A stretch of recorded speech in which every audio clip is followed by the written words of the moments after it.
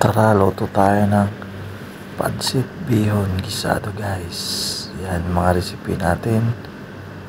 Bihon, yan, bagyo beans, carrots, atay ng manok. Yan, lagyan natin konting baboy. Yan mga recipe natin. First step, sangkutsa muna natin yung taba ng baboy tsaka yung atay. Yan, lutuin natin muna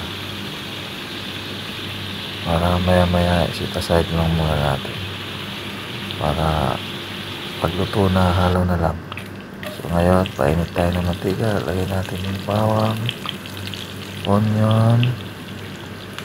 Yan, bawang, onion, gisa lang natin. Yan, gisa lang.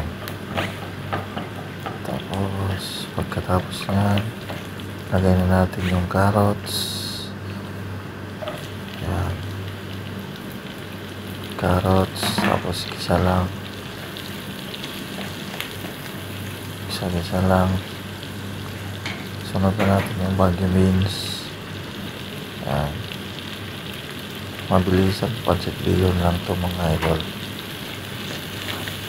Yan, gisa lang.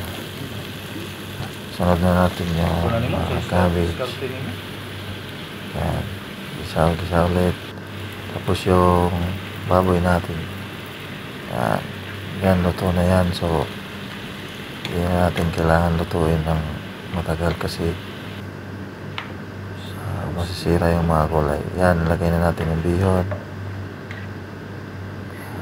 Sangkutsa ulit, halo-halo.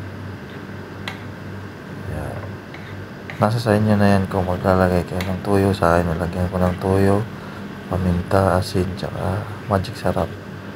Kunting tuyo lang. Yan, luto na yung pancit bihon natin mga boss.